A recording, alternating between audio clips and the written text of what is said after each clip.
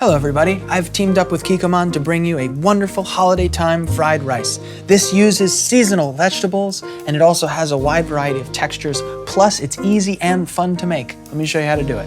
Whenever I'm making rice, I really just like to grease up the pan a little bit with some butter. I just find that you don't lose a single kernel of rice that way. So we have half a cup of sushi rice and a cup of water. And we're just gonna bring this up to a simmer.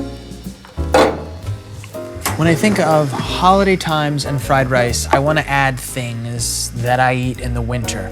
Dried fruits, sweet vegetables. And so what we've come across here are golden raisins and butternut squash.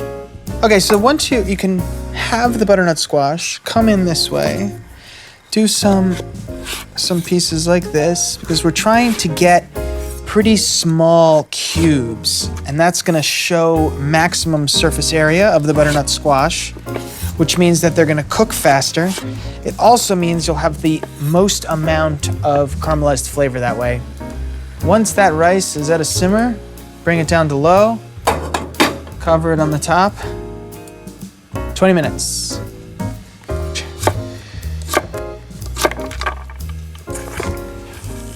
There they are. We're gonna take a non-stick pan, put it over relatively high heat with some neutral oil. I like grapeseed.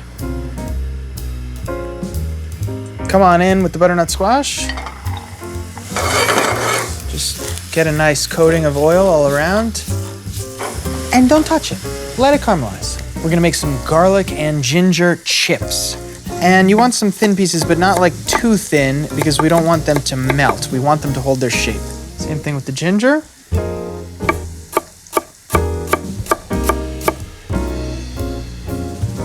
Scallions. So go with 3 scallions. We'll cook 2, and then we'll put the last one as garnish. It's always nice to have a bright pop of green color, but it's also nice to have cooked alliums.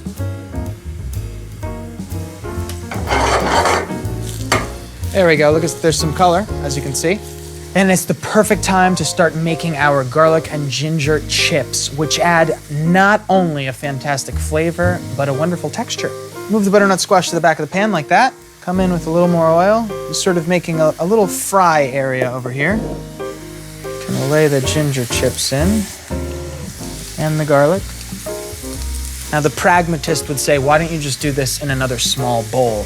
And the reason is because, like great wok chefs, I want to cook all the food in a single pan so that the oil, which has been flavored by the butternut squash, can go over to the garlic and ginger. And when I remove the garlic and ginger, they have then flavored the oil, which goes back over to the butternut squash, and you get this traditional wok taste by having everything in one pan. So a little burn on the chips is good.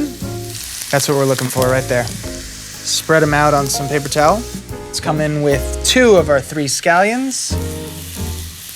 I kind of like to angle the pan, let the oil come down. All right, now we're gonna fry an egg. I think it's easier if you just crack it into a bowl first. If you push your butternut squash to the back of the pan and add just a little bit of oil, you now have a private egg cooking area.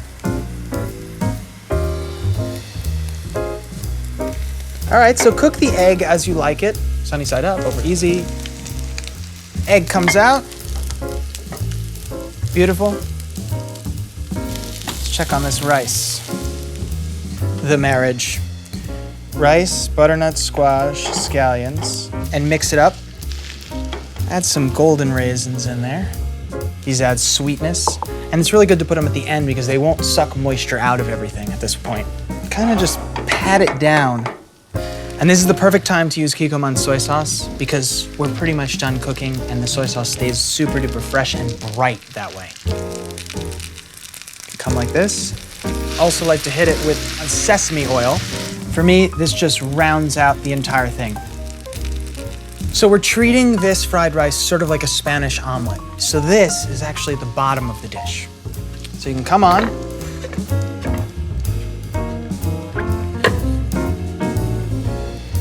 Beautiful.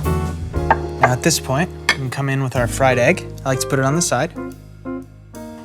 Our garlic and ginger chips, around and about. And finally, we finish it with some fresh scallion. So here we have a fried rice that's absolutely perfect for the holiday times. And the holiday times to me mean sweet and long cooked. So we have caramelized butternut squash. We have golden raisins, both very, very sweet.